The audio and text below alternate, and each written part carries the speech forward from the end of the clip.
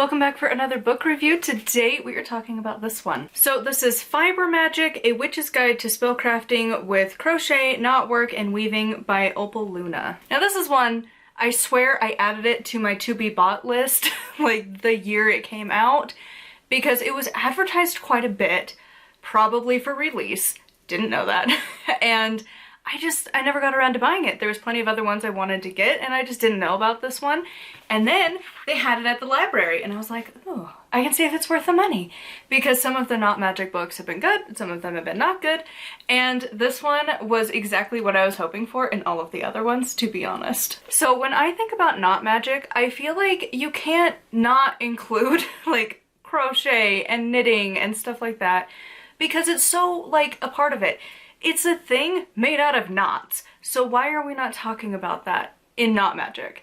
And this book goes over that, plus it goes over a variety of crafts, and like honestly, this book is so much fun. If you have never like thought about crocheting and you've never done it before, I do think this might be a little hard.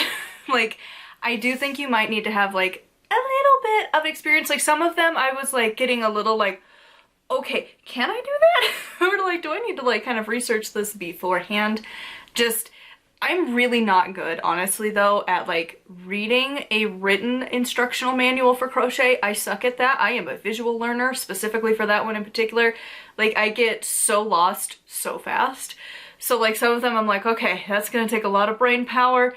And I don't know if that's a me problem, but I feel like crochet is one of those that like sometimes it's better to see it done, especially if you're a beginner, than to just try and read it and figure out what they're saying. Even though there's a couple diagrams in here, it might be better to like have some kind of baseline knowledge beforehand.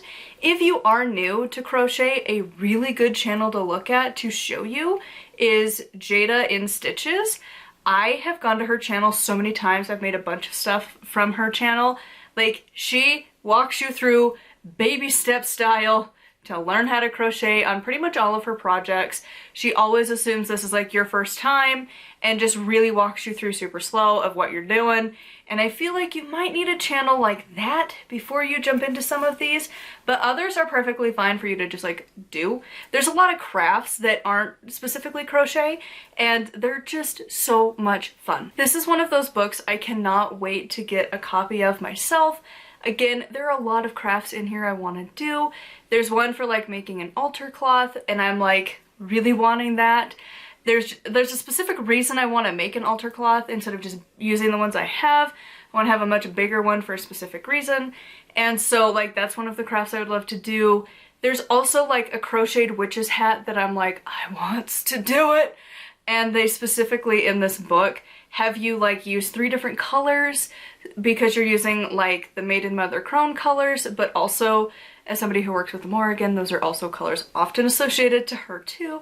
So like I loved that. And like there's so many fun ones in here.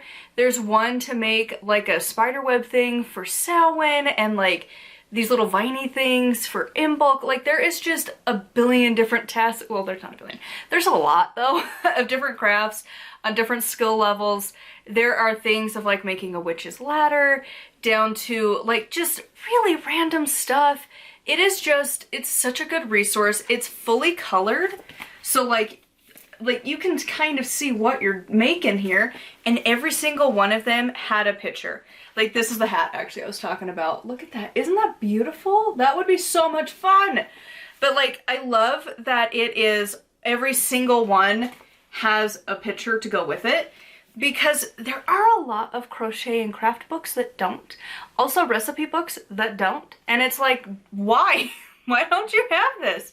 But like, see like this I feel like is pretty simple, but I did get a little confused on like how you're supposed to like thread the beads onto the yarn, leaving 6 inches from the end for tying, chain 3, bring up a bead and chain over it. Like that was, I don't know. I'd have to try it. Maybe I'm overthinking it, but maybe I'm not. But like here are some of the diagrams so you can kind of see like what I'm talking about, where it's like it kind of explains it, but kind of not. And like that's not necessarily a bad thing. It's just something to keep in mind if you are like new to crafting in general. Because like some of these, like I don't think that's going to be terribly complicated for anybody to make. So overall, like this is such a fantastic book. There is a lot of really good stuff in the introduction. And like this is the cloth she's telling you about of making that I want to do. Ah, but I probably won't use white. I'll probably use black paint, but that's me. And she also has like deities and project like blessings. Like there is just so much in here. If you are a crafty witch, I think you need to buy this book. If you are not a crafty witch, I don't know that it's worth buying, to be honest, because that's the majority of this book is crafts. But that was originally what my channel name was all about, was Night Willow Crafts. I was going to be a witchcraft crafting channel. Obviously I didn't stick with that, but every time I like find these crafts, I'm like, oh, I remember those days. But anyways, I would love to eventually try to make a lot of these. Like the poppets, I don't know that I would really want to, and like these like sigil things, I don't know that I would personally try and make them. But like I just don't particularly love the like kind of like, I don't know how you would describe it. It's not like clean lines that comes from crochet. Personally, like I would prefer to do a lot of those in like a wood burning. While my lines still aren't perfect because I don't have like the greatest tools of wood burning, I think that's still my preferred method. Or just painting it, because again, a little more control than stitching, but other people really love that aesthetic and they like the like magic you can imbue into it as you're doing it.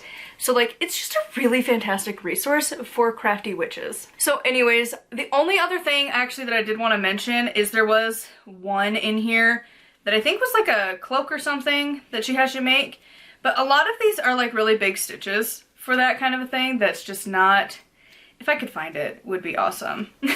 I can't find it. Okay, so it wasn't a cloak, it was a prayer shawl thing, but like I personally despise this type of crochet. I don't like the big holes in my crochet. I like the tight stitch, and so that's the other thing. It's like you might get more inspiration from a lot of these, and then you would then seek out different patterns and kind of combine them.